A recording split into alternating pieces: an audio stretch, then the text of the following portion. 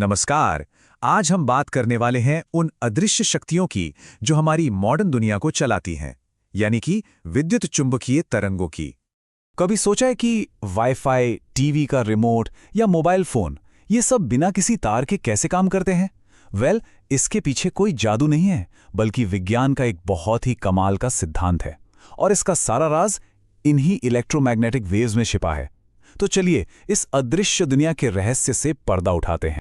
तो सबसे पहले इन तरंगों की बिल्कुल बेसिक नेचर को समझते हैं। ये असल में एक तरह का कह सकते हैं कॉस्मिक डांस है। टेक्निकली देखें तो इलेक्ट्रोमैग्नेटिक वेव्स दो फील्ड्स का कॉम्बिनेशन है।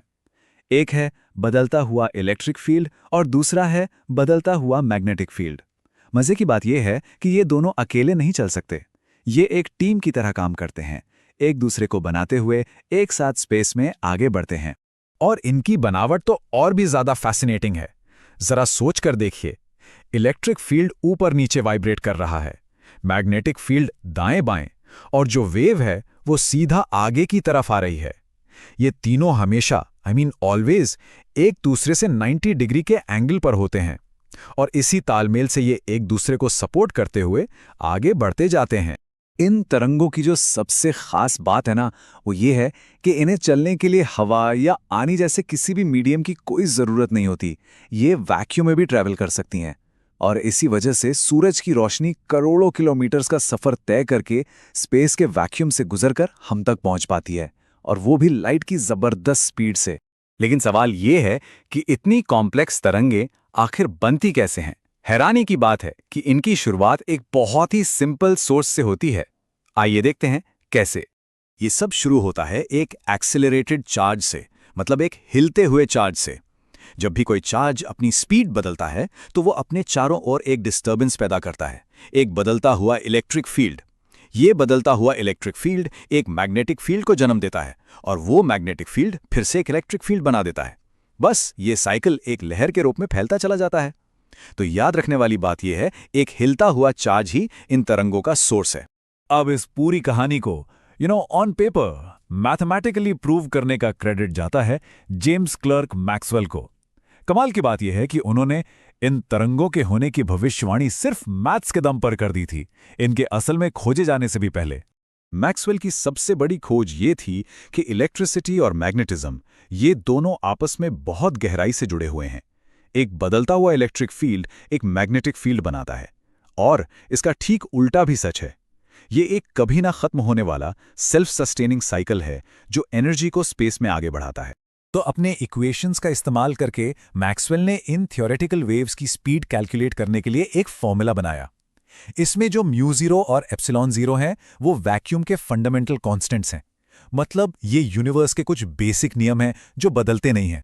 और जब उन्होंने इन कांस्टेंट्स की वैल्यूज रखकर कैलकुलेट किया तो उन्हें जो स्पीड मिली वो थी लगभग 30 करोड़ मीटर प्रति सेकंड। अब ये कोई अनजान नंबर नहीं था। ये नंबर फिजिक्स की दुनिया में पहले से ही बहुत बहुत फेमस था। ये थी प्रकाश की गति। और ये एक ऐतिहासिक पल था। उनकी जो थियोरेटिकल वेव थी वो ठीक लाइट की स्पीड से ट्रैवल कर रही थी। इससे मैक्सवेल ने एक जबरदस्त निष्कर्ष निकाला कि लाइट खुद एक तरह की इलेक्ट्रोमैग्नेटिक वेव है। यही वो पल था जब विज्ञान ने समझा कि लाइट, बिजली और चुंबकत्व ये सब एक ही कहानी के अलग अलग हिस्से। लेकिन कहानी यहीं खत्म नहीं होती। जिस रोशनी का हम अपनी आंखों से देख सकते हैं वो तो इन तरंगों की एक बहुत बड़ी फैमिली का बस एक छोटा सा हिस्सा है। चलिए अब पूरे इलेक्ट्रोमैग्नेटिक स्पेक्ट्रम को एक्सप्लोर करते हैं। हाई एनर्जी गामा किरणों से लेकर लंबी लंबी रेडियो तरंगों तक एक पूरा का पूरा स्पेक्ट्रम मौजूद है। और ये सभी फंडामेंटली एक ही चीज़ है, बस इनकी वेवलेंथ और फ्रीक्वेंसी अलग अलग है। जैसे जैसे वेवलेंथ यानी तरंग की लंबाई बढ़ती है, उसकी फ्रीक्वेंसी यानी एक सेकंड में होने वाले वाइब्रेशंस कम होती जाती हैं। तो अब जब हम थियरी समझ गए हैं तो चलिए देखते हैं कि ये अलग अलग तरंगे हमारी रोजमर्रा की जिंदगी में कहाँ और कैसे इस्तेमाल होती हैं। देखिए, लंबी वेवलेंथ वाली जो रेडियो तरंगे हैं वो बहुत आसानी से लंबी दूरी तय कर सकती हैं और बिल्डिंग्स जैसी रुकावटों को भी पार कर जाती हैं।